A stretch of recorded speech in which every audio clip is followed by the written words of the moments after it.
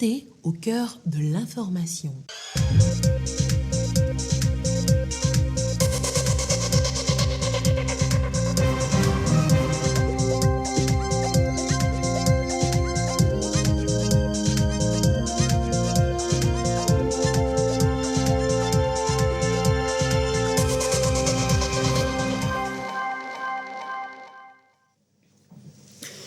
Bonsoir à tous et merci de votre attention. Dans l'actualité ce soir, les journées portes ouvertes de la Banque mondiale, début des visites ce jeudi, tout savoir sur l'institution, ses projets et programmes au Togo, eh bien c'est maintenant dans ce journal. Dans cette édition, nous parlerons aussi ce soir du e-commerce, lancement ce jeudi de la deuxième édition de la semaine du e-commerce au Togo. Vendre, acheter en ligne, eh bien c'est de plus en plus dans nos habitudes. En route pour le Maroc, les éperviers d'âme ont reçu des mains du Premier ministre le drapeau national, signe d'exhortation, signe d'engagement à bien jouer en terre marocaine. Voilà, madame, monsieur, le sommaire. Bienvenue. Voici le 20h. Que fait donc la Banque mondiale au Togo? Sur quel projet, quel programme travaille l'institution de Bretton Woods chez nous? Envie de tout savoir? Eh bien, c'est l'occasion. Les journées portes ouvertes de la Banque mondiale ont démarré ce jeudi chez nous. Les visites aussi. Ekwesala. Après 4 ans, les locaux du groupe de la Banque mondiale au Togo s'ouvrent à nouveau au public, et ce pour 2 jours. Au rendez-vous, les membres du gouvernement, avec à leur tête le Premier ministre Victoire Tomega Dogbe. Le partenariat fructueux entre la Banque mondiale et le Togo est évoqué. Il est présenté en images à l'assistance avec des résultats concrets sur la période 2017-2022. En termes de résultats, il y en a qui sont vraiment édifiants dans plusieurs secteurs, mais le secteur dans lequel on a le plus intervenu, c'est le développement du capital humain au niveau de l'éducation, la santé et la protection sociale, où il y a des résultats importants. Et la crise de la Covid nous a montré encore combien il est important d'avoir des mécanismes de protection sociale. Et c'est ce qu'on a déjà offert dans le passé, qu'on va renforcer davantage avec le gouvernement du Togo. Pour ce qui concerne la SFI, nous sommes notamment fiers d'afficher en fait sur cette période des niveaux d'investissement et que nous avons en portefeuille qui avoisinent les 165 millions de dollars en volume de financement et en financement cumulé vis-à-vis des PME à travers les banques commerciales. On tourne autour de 50 millions de dollars. La volonté de la SFI aujourd'hui est de pouvoir se tourner vers l'économie réelle et pouvoir accompagner les forces intrinsèques du Togo, bien entendu à travers le secteur privé. Le portefeuille de la Banque mondiale a atteint cette année 917,5 millions de dollars, soit 4 fois de plus qu'en 2018. Les réformes prioritaires du Togo ont absorbé 412 millions de dollars du financement octroyé. Des actions saluées ici par la ministre secrétaire générale de la présidence de la République, Sandra Johnson. Elle a témoigné ses reconnaissances à la Banque mondiale au nom du chef de l'État, Forestos Nanya Singbe. De loin, on peut trop souvent croire qu'il s'agit seulement des chiffres éloignés du réel. Pourtant, votre soutien dynamique, Madame la directrice d'opération de la Banque, à nos actions est très concret et vient nous permettre d'accroître nos efforts d'amélioration des conditions de vie bien réelles des populations à travers une modernisation sans relâche de notre pays. Je saisis cette occasion pour exprimer au nom du gouvernement notre profonde gratitude au groupe de la Banque mondiale pour sa sollicitude sans cesse renouvelée. L'appui important du groupe de la Banque mondiale a permis d'engranger des résultats encourageants. Je vais bien sûr parler des différentes réformes entreprises, par exemple dans le cadre de l'amélioration du climat des affaires, qui ont permis au pays d'être classé premier réformateur en Afrique et 3e dans le monde, avec un score de 62,3 sur 65. À cela s'ajoute l'amélioration sensible de la note d'évaluation pays des politiques et institutions, le CPIA, sans oublier bien sûr l'amélioration des possibilités d'emploi pour les jeunes Togolais et l'efficacité des transports. Après le cérémonial, place à la visite des stands. Une vingtaine à l'image des différents projets et programmes mis en œuvre par la Banque mondiale au Togo. Le temps est ainsi donné pour une immersion au sein de l'institution financière jusqu'à vendredi 24 juin 2022. Et à l'agenda de ces journées portes ouvertes ce jeudi, le mémorandum économique du Togo pour 2021. En clair, il s'agit des résultats obtenus par notre pays en termes de croissance économique, une courbe sur les 20 dernières années, tout un parcours présenté. Analyse, appréciation, avis d'experts, le résumé, Clarisse Aticlé. Au cours des 20 dernières années, le Togo a réalisé des progrès sensibles dans certains domaines. Mais le défi d'une croissance économique durable et inclusive demeure une préoccupation. Le mémorandum économique du Togo 2021 de la Banque mondiale le relate. Une situation présentée et analysée à ce panel. 3 contraintes majeures en sont les causes. La faiblesse de la productivité agricole, les possibilités économiques inexploitées des villes, le manque de compétitivité des échanges commerciaux. La Banque mondiale propose des réformes dont la plupart sont déjà prises en compte dans la feuille de route gouvernementale. L'accent est mis aujourd'hui sur la recherche en termes de fertilité des sols et en termes aussi des produits agricoles. Un accent est mis aussi sur la mécanisation agricole. Un accent est mis aussi sur l'organisation même du secteur, avec la création des arbres pratiquement sur toute l'étendue du territoire pour organiser les producteurs agricoles en termes d'innovation au niveau technologique, au niveau du numérique, au niveau du digital. Le rapport l'a reconnu, il y a des avancées quand même assez sensibles au Togo et cela se poursuit. Au niveau urbain, il y a un ministère délégué chargé du développement des territoires qui a été mis en place justement pour permettre une bonne planification des territoires et des projets ont été prévus dans la feuille de route à cet effet.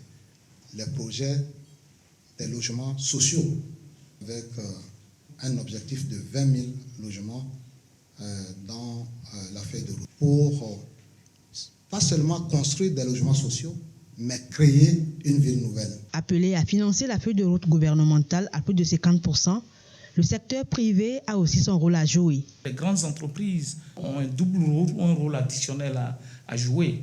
D'abord, c'est de servir de locomotive et aussi stimuler les sous-traitances, parce que c'est ça aussi qui permet aux jeunes entrepreneurs, aux PME de saisir leurs chances. La question de l'éducation est également primordiale pour une croissance durable et inclusive. L'enseignement supérieur sera fortement mis à contribution. Ces recherches permettraient d'innover avec des offres de formation orientées vers les besoins réels du pays. C'est donc un tableau d'opportunités peint par la Banque mondiale. Les saisir va induire une croissance forte, durable, inclusive et surtout créatrice d'emplois et de richesses. Écoute ça là, Clarisse Aticlé, merci. L'actualité, c'est aussi l'ouverture du conclave Inde-Afrique à Lomé ce jeudi. Et c'est la 17e édition de ce rendez-vous, une opportunité pour les opérateurs économiques togolais d'élargir la palette de leur business. Tous les secteurs sont concernés. Les précisions, Abidé Niassingbe. Le Togo invité à prendre part au conclave Inde-Afrique, la 17e édition d'un rendez-vous d'affaires et d'opportunités. Du 19 au 20 juillet prochain, secteur public et privé à New Delhi vont devoir persuader et convaincre d'autres partenaires. La Chambre de commerce et d'industrie du Togo appelle à une adhésion massive à cette opération de charme. La particularité de cette édition, c'est que c'est une édition post-Covid, une édition qui est une édition de relance économique. Que ce soit au niveau de l'Inde, au niveau du Togo, c'est une édition de relance économique. C'est pourquoi nous avons jugé bon de réunir les opérateurs économiques, les acteurs de l'économie togolaise, les acteurs du secteur privé, ceux qui créent la richesse dans notre pays, pour qu'ils puissent d'abord être mis au courant de l'information, savoir que ce conclave aura lieu à telle date, être sensibilisés sur les opportunités qu'offre ce conclave-là. L'édition 2022 est structurée autour de grandes priorités. La partie indienne nous a fait part de 7 grandes priorités, de 7 domaines d'intérêt dans lesquels ils souhaiteraient avoir des projets finançables. Il s'agit notamment de l'agriculture, de l'énergie, de la technologie, des technologies de l'information et de la communication. Il s'agit également du financement. Il s'agit également des travaux publics, des BTP. Il s'agit également de la machinerie, que ce soit agricole ou dans d'autres domaines. Depuis 2005, l'Inde s'est ouverte au continent en encourageant les entreprises à établir et à développer leur empreinte en Afrique. Un engagement économique devenu multidimensionnel durant ces 16 dernières années. Notre deuxième titre ce soir, le e-commerce, je vous l'annonçais tout à l'heure, c'est la deuxième édition de la semaine du e-commerce au Togo. Top départ des activités ce jeudi. La pratique, vous le savez, prend un véritable essor chez nous aussi. On vend, on achète de plus en plus en ligne. Le thème de la semaine du e-commerce au Togo, saison 2, démarrage. Chazim Labaga. Oui, allô. Ok, pour la livraison. Comme Abidé, qui mise sur le commerce électronique pour écouler ses marchandises. Ils sont nombreux, ces Togolais, qui ont choisi ce canal depuis l'avènement du Covid-19 pour continuer à mener en toute sécurité leurs affaires. Pour accompagner cette dynamique, le chef de l'État a initié la stratégie Togo Digital 2025. Celle-ci incite à l'innovation numérique pour transformer structurellement l'économie togolaise. La semaine du e-commerce, mise en branle au cours des présentes assises, participe de la volonté de l'association d'impact social Togo Pride d'accompagner cette ambition présidentielle. L'objectif est de vulgariser le commerce électronique au Togo en créant un cadre dans lequel les principaux acteurs de l'écosystème pourront échanger sur les défis et les opportunités du commerce électronique. Pour cette deuxième édition, focus est fait sur la problématique commerce électronique au Togo, défis et opportunités à l'ère de la relance post-Covid-19. Nous estimons que, avec la calmie, nous rentrons dans une phase où le travail qui a été commencé doit être accéléré afin que l'e-commerce contribue véritablement au développement de l'économie. C'est une activité qui doit venir en support au commerce existant. Donc voilà pourquoi nous pensons qu'en cette ère de relance post-Covid, nous devons miser justement sur le numérique et l'e-commerce pour contribuer à cette relance-là. La semaine du e-commerce, acte 2, c'est 7 jours d'échange et de partage, dont 4 en présentiel, 20 plateformes e-commerce, livraison, intégrateurs, 300 participants en présentiel et 3000 en ligne, 3 formations, 3 panels et une journée salon réseautage. Togo Pride se fait accompagner dans cette démarche par les ministères en charge du commerce et du développement à la base, ainsi que de Togocom et Ecobank. Avec les différentes solutions innovantes proposées par Ecobank, il est possible même de créer son compte soi-même. On n'a plus besoin de se déplacer en agence. Il est possible de gérer ce compte-là, quel que soit l'endroit de la planète où on se trouve. Et donc, toutes ces solutions également sont aujourd'hui adoptées par les e-commerçants parce qu'ils comprennent que ce sont des solutions à leur portée, ce sont des solutions efficaces. C'est avec beaucoup de joie, avec beaucoup de fierté que Ecobank a décidé d'accompagner justement cette semaine du e-commerce. Le directeur de cabinet du ministère du Commerce, de l'Industrie et de la Consommation locale a salué cette initiative citoyenne de Togo Pride qui va encourager tous les acteurs de l'écosystème numérique à mieux collaborer pour améliorer la pratique du commerce électronique au Togo pour une meilleure relance des activités commerciales.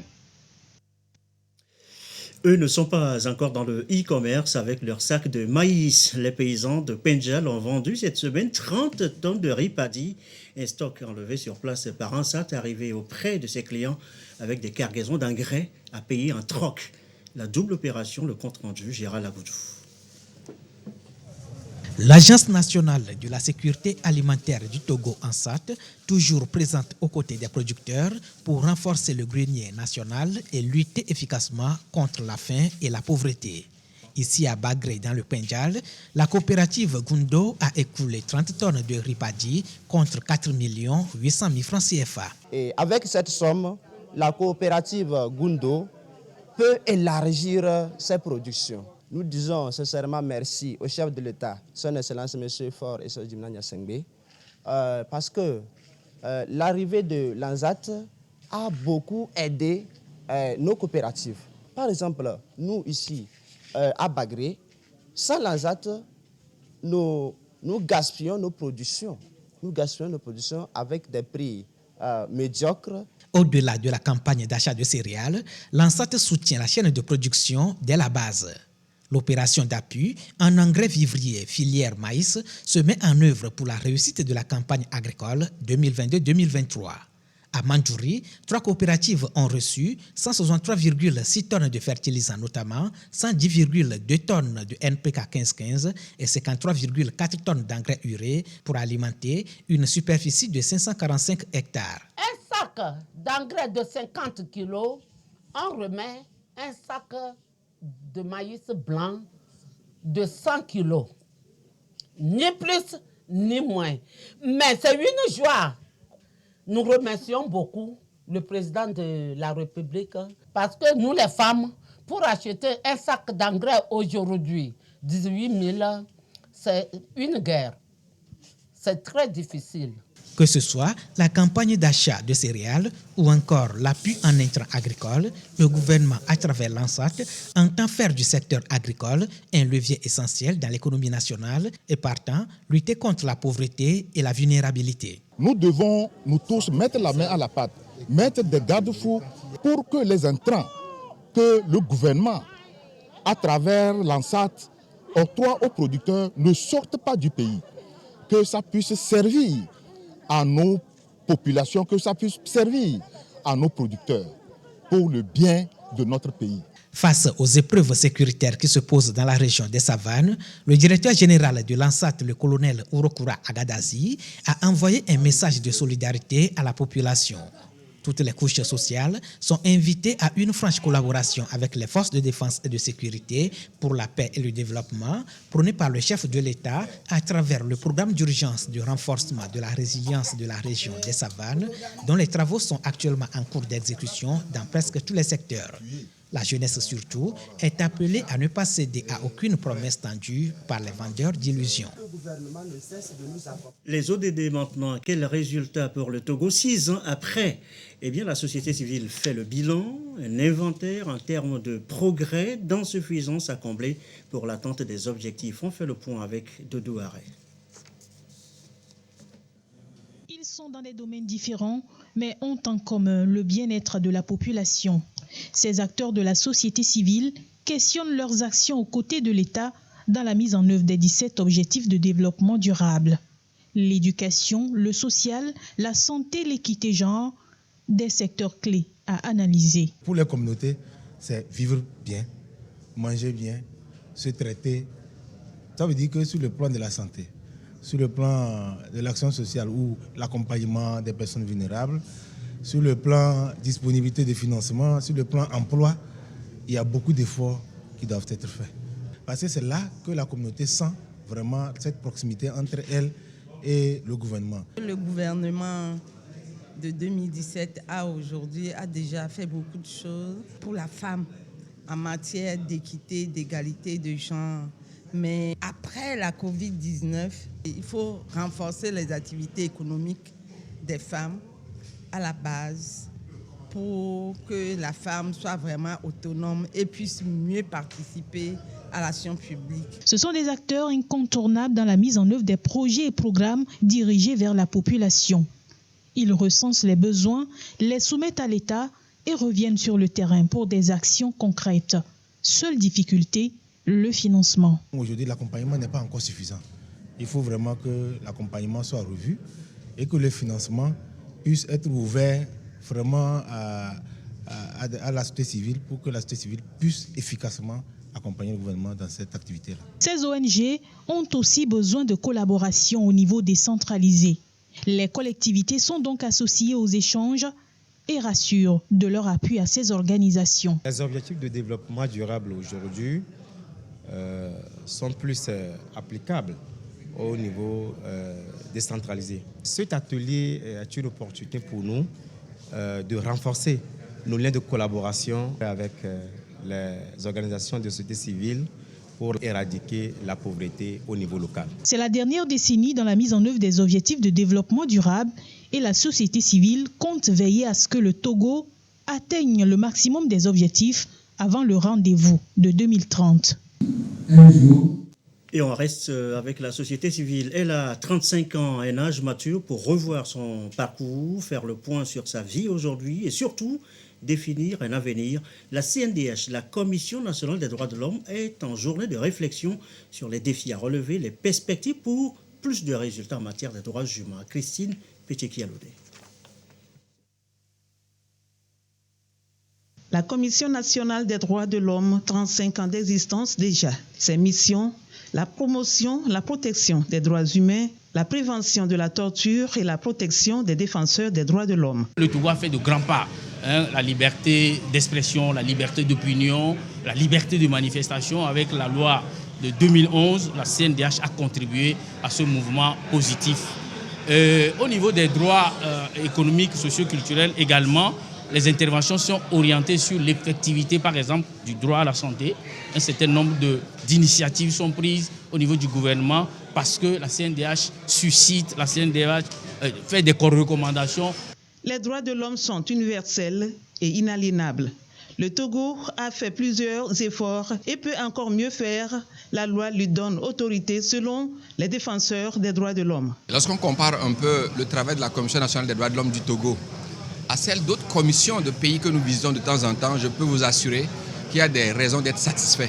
Les aspects sur lesquels nous pensons que la CNDH doit faire encore plus d'efforts, c'est d'abord arriver à faire preuve de plus d'audace. C'est grâce à l'accompagnement des partenaires au développement que le Togo s'est fait distinguer selon le ministre des Droits de l'Homme qui propose quelques pistes à exploiter pour mieux répondre aux aspirations des citoyens.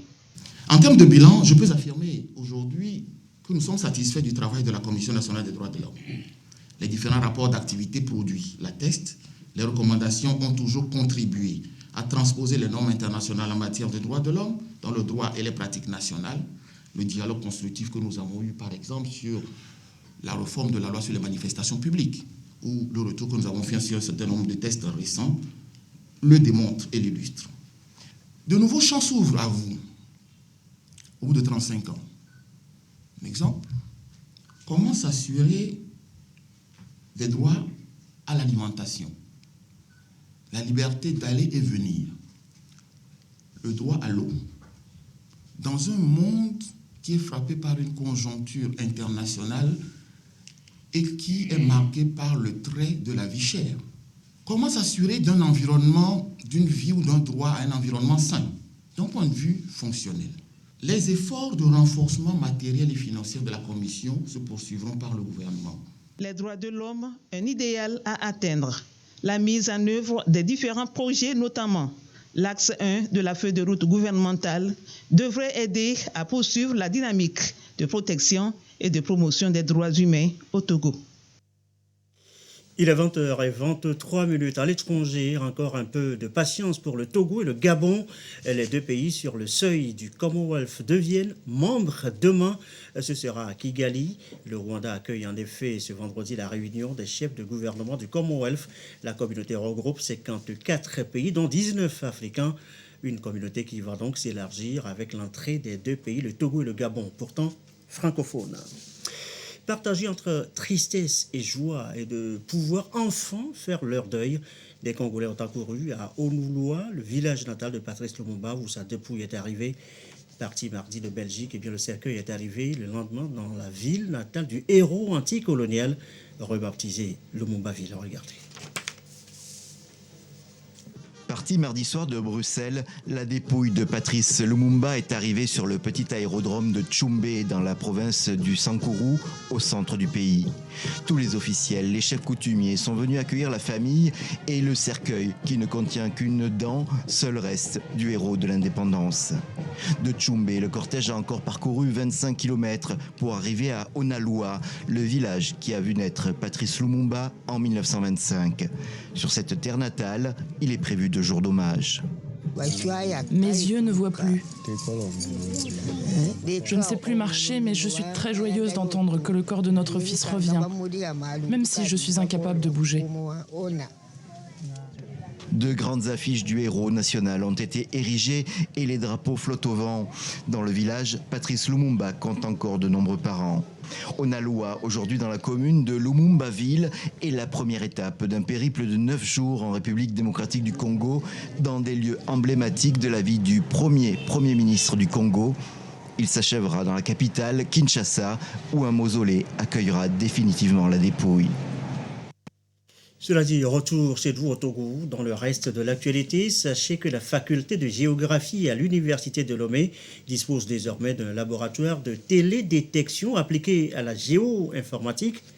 Bref, la structure va répondre aux défis liés à l'aménagement du territoire, à la gestion des risques de catastrophes liés au changement climatique. Ce laboratoire vient tout juste d'être inauguré. Antoinette Omavovo. Dans ce laboratoire, il est désormais possible de faire des recherches et formations en télédétection appliquée et en géo-informatique. Un dispositif pour contribuer à la lutte pour l'équilibre de l'écosystème en proie aux effets néfastes du changement climatique. C'est l'action anthropique qui est à la base de ce dérèglement climatique-là. Et pour pouvoir contrer le processus, le SIG ou la géomatique vient aider les spécialistes à prendre les bonnes décisions. Ça permet de renforcer les capacités et de fournir des compétences à tous ceux qui interviennent dans ce domaine. Ce bâtiment de 480 mètres carrés est financé à plus de 170 millions de francs CFA par le Programme des Nations Unies pour le développement PNUD. L'institution accompagne le Togo dans son élan de digitalisation de l'administration. Les données, images et informations obtenues par satellite qui seront manipulées et analysées dans ce laboratoire sont d'une grande utilité pour faire face à certains des principaux défis auxquels le Togo est confronté en matière de développement. Un outil d'aide à la prise de décision dans tous les domaines de développement. Le premier dans la sous-région ouest-africaine. Cette école nous permettra, j'en suis sûr, à faire la cartographie de la fertilité de nos sols, à faire la cartographie de l'espace géographique, de-là de son aspect purement technique et physique, axé sur l'ingénierie, puisse aussi aider les autres départements à pouvoir rêver, notamment en médecine, où la science et l'informatique aujourd'hui sont au cœur des innovations. Le laboratoire de télédétection et de géo-informatique, un atout pour le département de la géographie de l'Université de Lomé en matière de recherche et formation. En bref, elles sont là dans chaque famille. Une pensée pour les veuves ce jeudi. C'est leur journée, 12e journée internationale de la veuve et par ricochet de l'orphelin. À l'occasion, le code des personnes et de la famille a été revisité et c'est l'une des activités du jour activités sur lesquelles nous reviendrons dans nos prochaines éditions.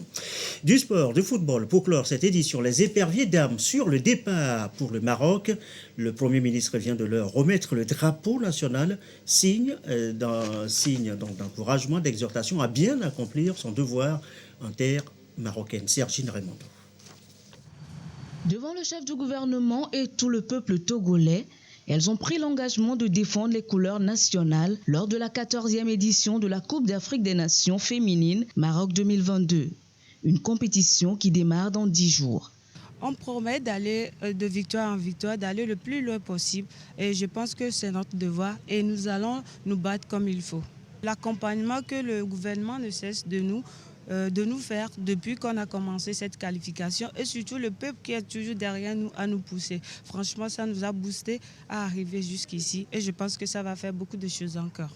Le Premier ministre, chef du gouvernement, Victoire Toméga Dogbe, a tout d'abord félicité les joueuses et le staff pour leur brillant parcours jusqu'à cette qualification historique. La chef du gouvernement a convié les ambassadrices à l'abnégation et au sens du travail bien fait pour la fierté de tout le peuple togolais.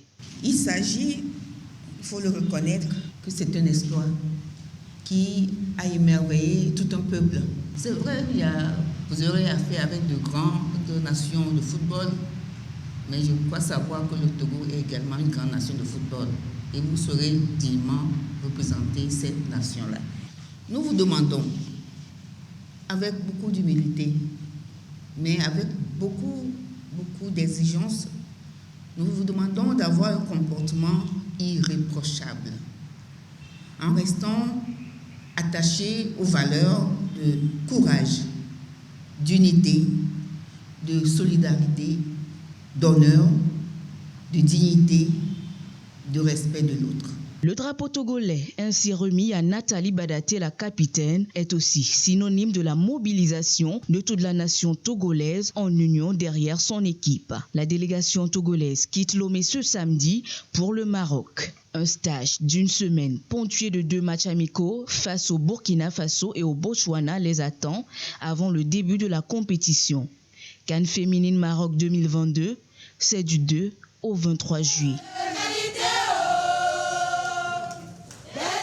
Encore un mot de foot et très rapidement, le Lion de la Teranga va désormais rugir en Bundesliga et Sadio Mané a signé au Bayern Munich, fini donc Liverpool. Et un coup d'œil rapide aussi sur le tableau Covid du jour. Ce jeudi 23 juin 2022, le nombre de cas confirmés est de 37 299 avec 17 nouveaux cas depuis hier. Le nombre de cas de personnes guéries est de 36 951 avec 10 nouveaux guéris depuis hier. Le nombre de cas actifs est de 74. Le nombre de décès est de 274. Un nouveau décès depuis hier, communiqué, chiffre rendu public par professeur Moustapha Midiawa, ministre en charge de la Santé. Et voilà qui referme cette édition du soir. Merci à vous qui êtes restés, qui nous suivez ce soir, ou particulièrement dans le Pendjal, au Togo, à Paris aussi, à Bézon, en France, Bouquet, Canal 260. Et comme d'habitude, toujours fidèlement. Très belle soirée.